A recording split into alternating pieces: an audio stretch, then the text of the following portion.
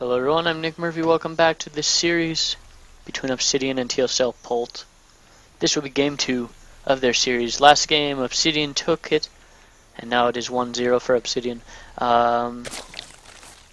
Early aggression by Obsidian into a oldie but a goodie mutiling baneling.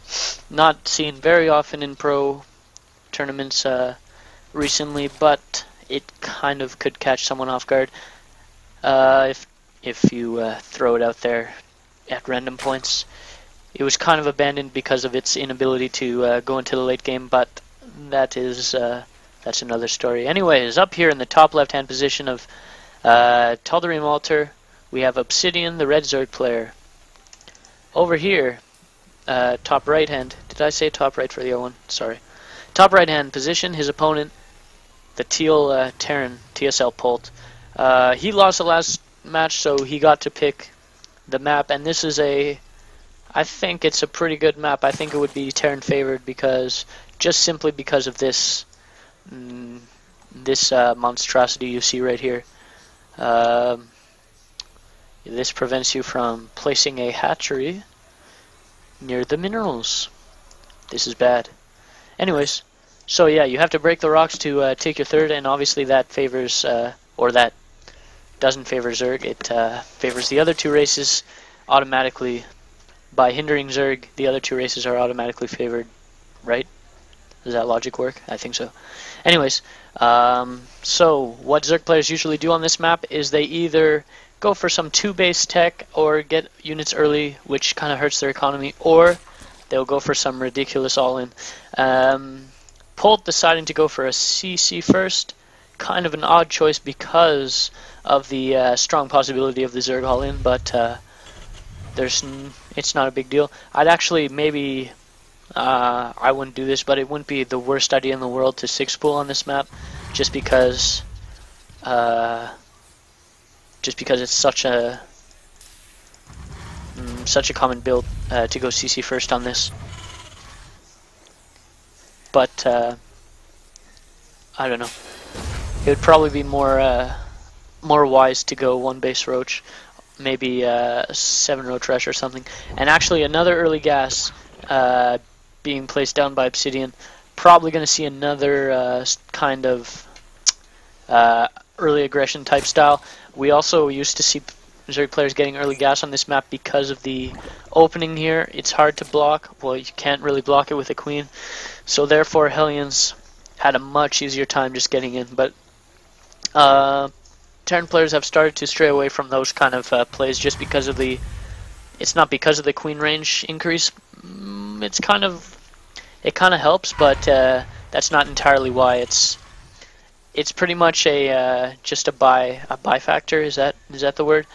So basically, the range was increased, and then Zerg players said, "Wow, the queen is pretty good now." It gave the illusion that the queen was a useful unit, so. Or, well, it always was, but the range increase made people notice it. You know how last year there, the Infestor, when they they decreased the time of the fungal growth, thus increasing the DPS. Most people consider that a pretty big buff, and so do I. But it basically changed the way Zerg plays, and they just started using Infestors a whole lot more. They used to almost never see much use, but just because of that change, people started using them and putting them in their game. Same with Warp Prisms, that kind of stuff. Anyways, so the queen range increased, and then thus Zerg players tried to incorporate more queens into their opening. Not a bad idea. I'm not saying it did nothing, because it obviously did, but I'm just saying that if they had incorporated queens in the same way before the range increase, they would have been doing pretty well. Like, they wouldn't have been doing as well, but they would have been doing almost equally as good as they are now. So the exact same build coming out of Obsidian. The Baneling Nest a little bit earlier this time. Gonna go for that 8 roaches and then just stop. Or go 9 roaches so far. 10 roaches. You're killing me here. 10 roaches. Stop. and then he's going to get just the rest will be lings and banlings. A surprising lack of lings thus far, but that was to speed up the execution of this overall build slightly. He's going to go out and poke with 3 roaches, and he's going to maybe try to trick the Terran player into thinking, oh, he might be just trying to take a third with those, break down the rocks easier, but there's no tricking Polt here. He knows what's coming. The 4 Hellions will have to back off. They're going to try and pick off these lings. These lings could easily be pulled back, though. So not a huge problem. Going to be morphing all these 9 banlings, 10 banlings, going to be morphing a whole bunch of banlings, just using all their gas for banlings. Staggered bunkers, I like that. That's good because you got to put bunkers in a way that you can never hit more than one at one time with banlings. So he's going to want to take down all the bunkers, and if you try to take them down with roaches, it's going to be pretty bad. And whoa, huge hit on the banlings. The banlings barely hit anything. There's still 1 bunker standing. He should probably focus down this SCV before the bunker finishes, and no, the bunker finishes, so that's a huge problem. Huge dilemma right there. The bunker finishes.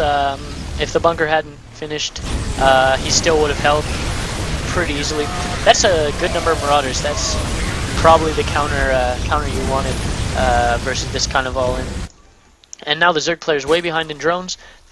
Well, way behind in drones, I mean like way behind generally in economy. He has 38. You have equal workers, but look, he has 3 mules working away at the same time. That's really bad.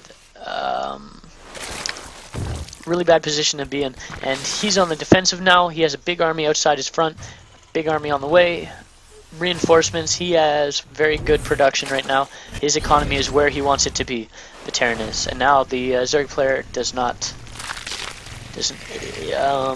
in a good position. He has 12 roaches on the way, but there is a lot of Marauders in there, and and even the Hellions are in this amount of numbers kind of useful against roaches. The roaches are going to be able to push them away, but not for very long. I would assume a decently timed counter by the Terran pretty soon. He's probably going to just mass up a couple more of everything. He's getting a starport. Oh, he might even just go this old style with low ground, leaving some things on the low ground and then just elevatoring units up. And SCV is repairing some Hellions, and we see roaches, banlings, everything being put in there. Nothing of very much use. The roaches are doing some work, but the Marauders are just tearing through the roaches like nothing. 3 Marauders just kill the roaches so fast, and these Hellions, there's just so many of them that the roaches are distracted by them, and the Marauders are able to get pot shots, and that's pretty much it for the Zerg player. And there we go, Obsidian takes, throws out the GG, TSLPolt taking game number 2, and tying up the series 1-1. Please watch the other game, game 3, gonna be the last game. Whoever wins that wins the series, and yeah. So, TSLPolt doing a stunning defense here. A few mistakes being made by the Zerg player, but nonetheless very nicely played by Polt. So, this has been our high-level cast. If you have any questions about the cast or about StarCraft 2 strategy, leave me a comment. I'll answer it in the next video. If you want free coaching on NA server, email me at nickyboy909@hotmail.com. Read the description, like, favorite, subscribe, blah blah blah. Tell all your friends, tell your grandma, yes. Anyways, thank you for watching. I hope you enjoyed it. I'm Nick Murphy. Bye.